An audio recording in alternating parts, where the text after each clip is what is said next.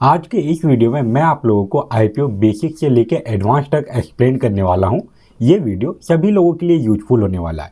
वैसे इन्वेस्टर जो कि पहली बार आईपीओ में इन्वेस्टिंग करना चाह रहे हैं या फिर ऐसे इन्वेस्टर जो कि ऑलरेडी कई बार आईपीओ में अप्लाई कर चुके हैं, उनके लिए भी ये वीडियो यूजफुल होने वाला है।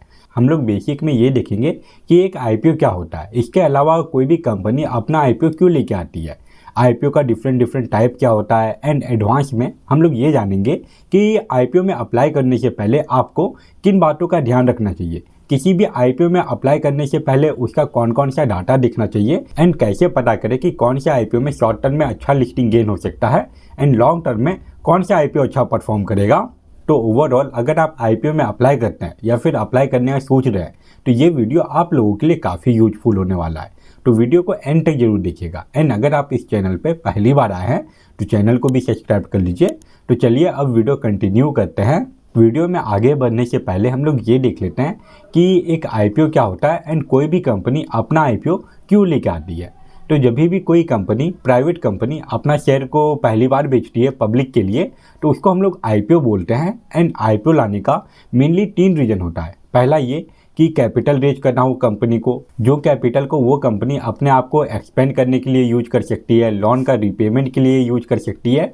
इसके अलावा बिजनेस का अदर गोल भी होता है, उसको कंप्लीट करने के लिए भी कर सकती है। फॉर एग्जांपल कोई और कंपनी को एक्वायर करना, कोई और सब्सिडरी खोलना, या फिर कंपनी का जो प्लांट ऑलरेडी है उसको अपग्रेड करना। एंड सेकेंड रीजन ये हो सकता है कि आईपीओ के थ्रू उस कंपनी का जो फाउंडर है, इन्वेस्टर है, या फिर जो प्राइवेट शेयर होल्डर है, वो अपना शेयर बेचना चाह रहा हो, वो अपना शेयर बेच के कंपनी में अपना स्टेक कम करना चाह रहा हो।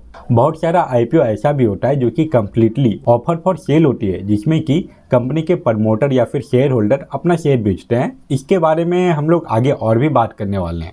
वहीं बात करें थर्ड रीजन के बारे में, तो एक बार कोई कंपनी स्टॉक मार्केट में लिस्ट हो जाए, उसके बाद वो कंपनी के शेयर में ट्रेडिंग स्टार्ट हो जाता है। कोई भी वो कंपनी का शेयर खरीद सकता है एंड बेच सकता है।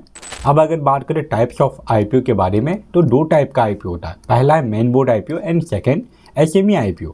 नॉर्मली जो बड़ी कंपनियां होती है वो अपना मेन बोर्ड आईपीओ लेके आती है।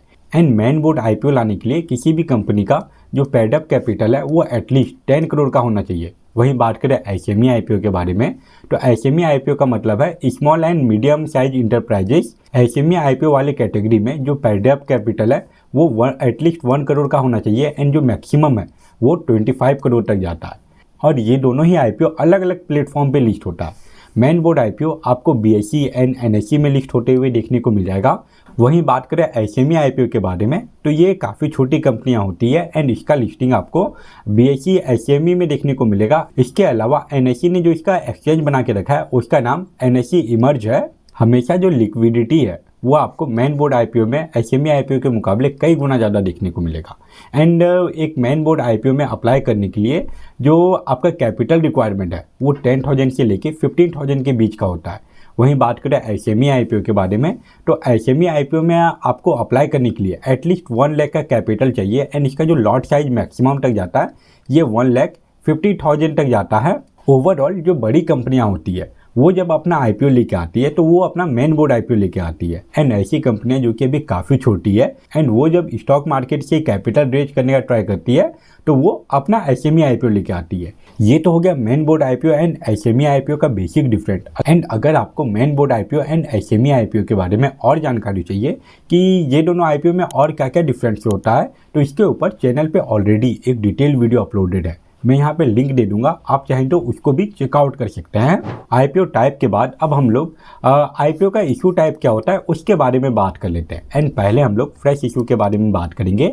जब कोई कंपनी अपना नया शेयर इशू करती है तो उसको हम लोग फ्रेश इशू बोलते हैं। फॉर एग्जाम्पल एक कंपनी है ABC करके, एंड ये कंपनी के पास 2 प्रमोटर है एंड दोनों के पास इस कंपनी का 50-50 शेयर है। अगर परसेंटेज वाइज देखा जाए तो दोनों ही प्रमोटर के पास 50-50% का शेयर है। तो ये कंपनी का जो टोटल शेयर नंबर हुआ वो आपको 100 देखने को मिल जाएगा। एंड आईपीओ आते टाइम ये कंपनी के प्रमोटर में से कोई भी प्रमोटर अपना शेयर बेचना नहीं चाहता, तो कंपनी ऐसे कंडीशन में फ्रेश इशू जारी करेगी। फॉर एग्जांपल अभी तक जो 100 शेयर था इसमें ये 20 शेयर फ्रेश इशू कर दी, तो ओवरऑल इस कंपनी का जो टोटल शेयर हुआ ये 120 शेयर हो गया। ये कंपनी के प्रमोटर के पास अभी भी 50-50 शेयर ही है, बट वो दोनों प्रमोटर का जो शेयर होल्डिंग परसेंटेज था वो थोड़ा सा कम हो जाएगा। एंड यहाँ पे जो 20 शेयर एक्स्ट्रा आया है ये हो जाएगा फ्रेश इशू। वहीं अब अगर बात करें ऑफर फॉर सेल के बारे में, तो जैसा कि मैंने आप लोगों को पहले भी बताया कि जब कोई कंपनी का शेयर होल्डर या फिर प्रमोटर अपना शेयर बेचे आईपीओ के दौरान, तो उसको हम लोग ऑफर फॉर सेल बोलते हैं। एंड जब कोई आईपीओ आता है तो एटलीस्ट कंपनी ये तो बताएगी कि इसका जो एक शेयर है वो आपको कितने रुपीज़ का पड़ने वाला है। पहला है फिक्स प्राइस ऑफर। जब कोई कंपनी अपना जो शेयर का प्राइस है वो ऑलरेडी फिक्स करके रखे। फॉर एग्जांपल कोई कंपनी अपना जो शेयर का प्राइस है ये 150 रुपीज़ फिक्स करके रखी है एंड ये अपने एक लॉट में आपको 100 शेयर देगी। दैट्स मीन ये आईपीओ में बिडिंग करने के लिए आपका जो कैपिटल रिक्वायरमेंट है ये 15,000 का हो जाएगा। इसके अलावा और एक टाइप होता है बुक बिल्ट इशू।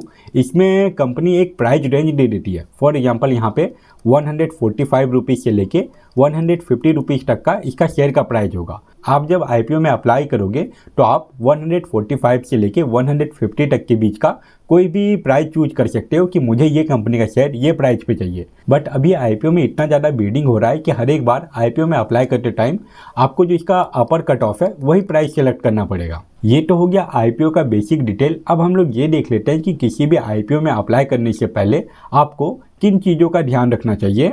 किसी भी आईपीओ में अप्लाई करने से पहले आपको सबसे पहले ये देखना है कि वो कंपनी क्या काम करती है एंड कौन से सेक्टर में काम करती है। क्या ये सेक्टर में फ्यूचर में आपको ग्रोथ देखने को मिलेगा कि नहीं मिलेगा।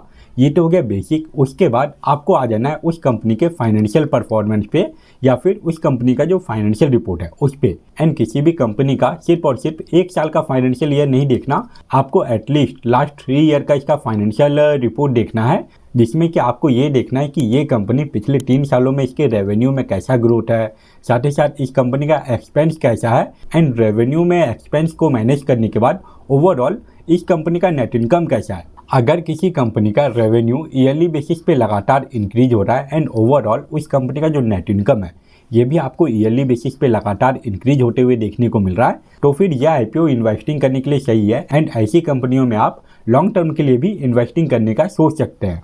बट ऐसा भी नहीं है कि आपको सिर्फ और सिर्फ वो कंपनी का फाइनेंशियल रिपोर्ट देख के उसमें अप्लाई कर देना चाहिए। हम लोगों को ये भी देखना है कि वो कंपनी जो अपना आईपीओ लेके आ रही है वो कौन से वैल्यूएशन एंड मार्जिन पे लेके आ रही है।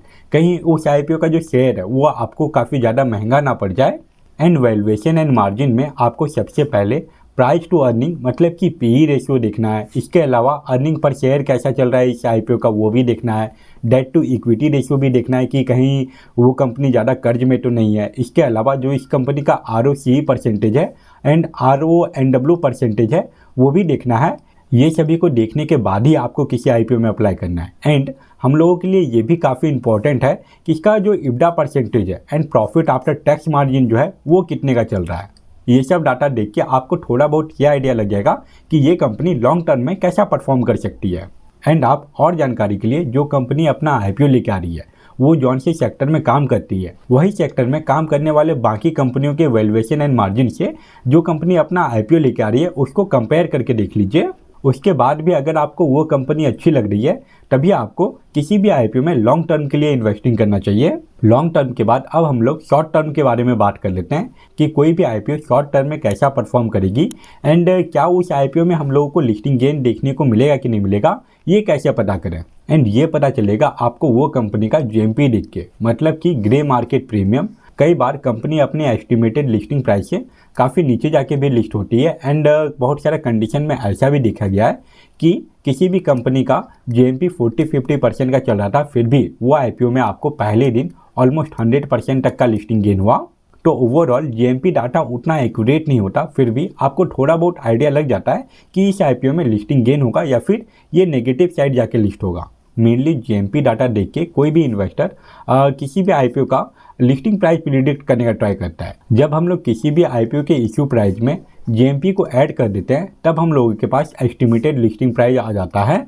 अब अगर किसी आईपीओ का फाइनेंशियल रिपोर्ट काफ़ी अच्छा है, इसके अलावा वो कंपनी एक अच्छे वैल्यूएशन एंड मार्जिन पे अपना आईपीओ लेके आ रही है एंड उस आईपीओ का GMP परसेंटेज भी आपको काफ़ी अच्छा देखने को मिल रहा है, तो वैसे कंडीशन में वो आईपीओ से आपको शॉर्ट टर्म में तो लिस्टिंग गेन होगा ही होगा, इसके अलावा लॉन्ग टर्म में भी वो कंपनी काफ़ी अच्छा परफॉर्म कर सकती है। तो आई होप अब आपको ये आइडिया लग गया होगा कि किसी भी आईपीओ में अप्लाई करने से पहले आपको वो कंपनी का क्या क्या डिटेल देखना है एंड अगर आप भी आईपीओ में रेगुलर अप्लाई करते हैं तो चैनल को भी सब्सक्राइब कर लीजिए, क्योंकि जब भी किसी आईपीओ का अपडेट आता है तो आपको इस चैनल पे उस कंपनी के बारे में डिटेल एनालिसिस वीडियो मिल जाता है कि वो कंपनी क्या काम करती है, उसका फाइनेंशियल रिपोर्ट कैसा है, कौन सी वैल्यूएशन एंड मार्जिन पे अपना आईपीओ लेके आ रही है, एंड जेएमपी परसेंटेज के बारे में भी हम लोग बात करते हैं।